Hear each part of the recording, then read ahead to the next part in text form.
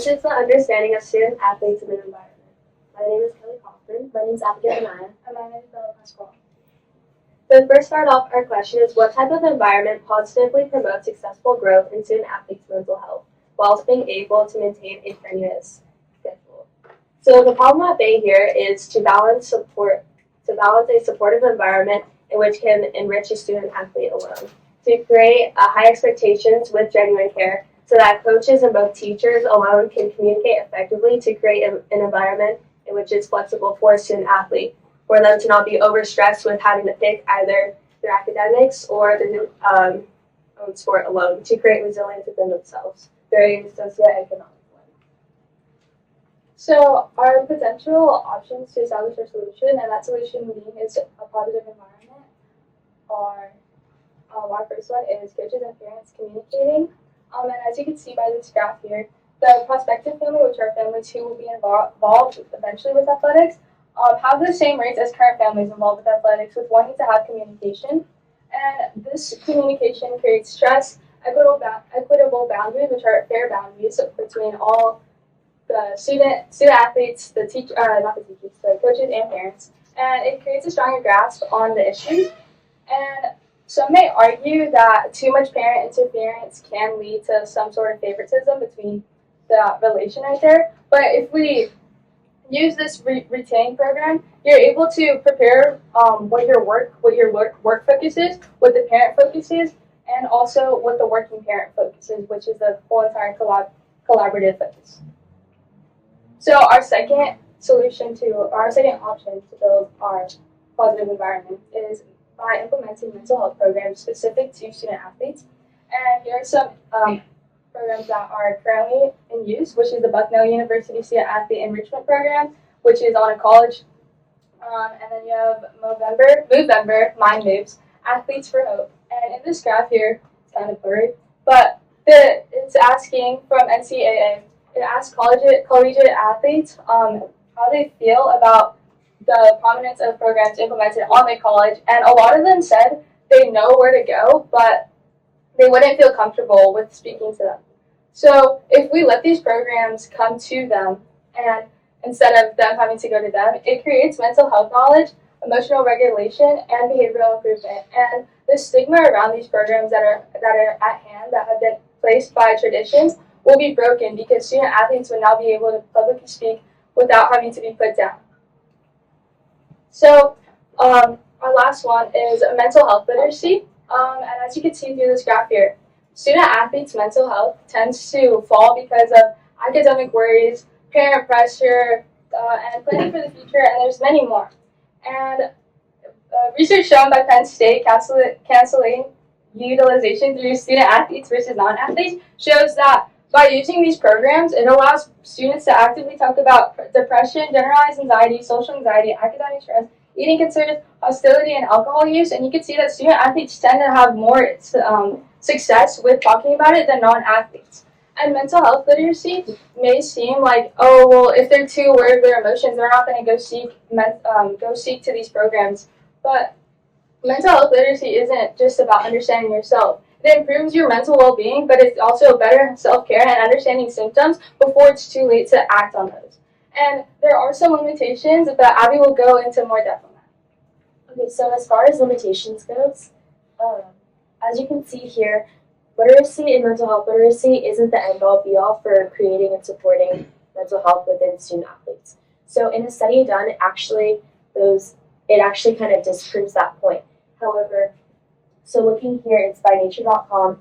A study was done on mental health literacy, and this graph is based on articles that were published, books that were published, research studies that were done, and they show the axis, and in between these years, it's a pretty stagnant growth, but then around 2017 to 2023, you can see that there's an exponential growth in literacy and overall people wanting to be able to understand mental health. However, this also goes hand in hand with the United States anxiety prevalence. So a study was done by the CDC, the National Survey on Drug Use and Health.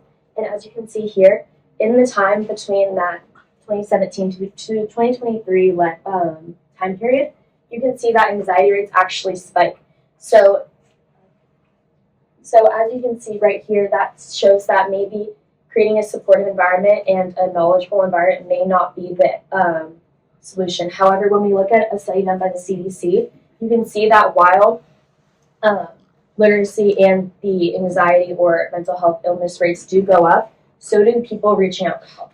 So as you can see, the increase of recognized and reporting mental illness shows that education does foster people reaching out for help. So therefore, while people do reach out for help, that means that they know that they are suffering or they know other people who are suffering and they're able to get themselves help. So people feel represented and understood, they're more likely to get help. So some foundations that do promote these ideas are the Athletes for Hope Foundation, National Alliance on Mental Health or Mental Illness, and Active Minds on and the Suicide Prevention Center. And so overall, in like a neurological lens, you can see that humans thrive in familiar and similar environments. So when people have communities that foster and also just talk about mental health in general, they're going to feel more comfortable and more supported in talking about their mental health and their mental struggles. So this goes extremely well for student athletes because they're often teenagers and young adults, and they experience nuanced emotions and nuanced experiences. So therefore, by creating mental health literacy, while in certain ways people might recognize their mental illness more, they're more inclined to get help and help support mental health in student athletes the most.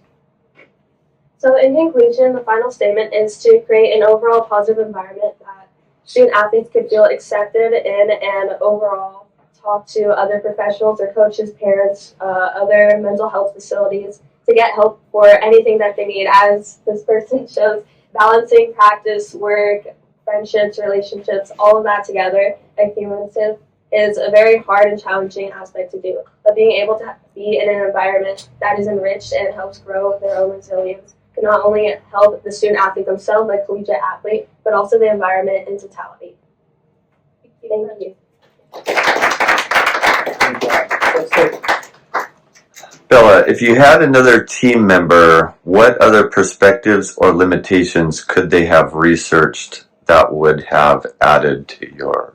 I think they could have researched like the overall outcomes of being a student athlete and the mental effects it has on like the future point of it, like when they go into adulthood, because it would really emphasize how important this issue is and how it's not just prominent in these young years in student athletes, but also in future years, and how it carries on and how it can ruin people's lives sometimes because they're so driven by this anxiety and stress around life that the minute they are able to calm down, they don't know what to do.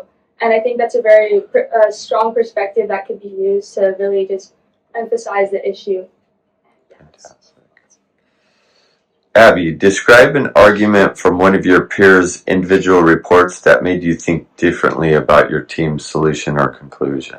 So I think going into it, a lot of our perspective initially going into it was that you need to create more programs that do support mental health in student athletes. However, that honestly really wasn't the case. As you can see, mental health literacy and promoting education was probably the biggest component in getting people help, because truthfully, getting help isn't the issue, and having foundations that support mental health for student athletes and young adults isn't really the problem. It's more of getting people to be driven to that, to those foundations and be able to recognize within themselves certain symptoms.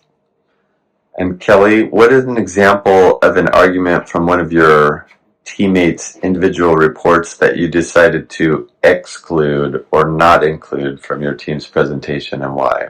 So I excluded one of the NCAA reports in which showcased that 50% of collegiate athletes do not believe that mental health is an actual issue within the athletics department. It does showcase that it is 50% less than what the 100% initial amass is, but it is a statement that I feel like didn't have that much credibility for our own statement.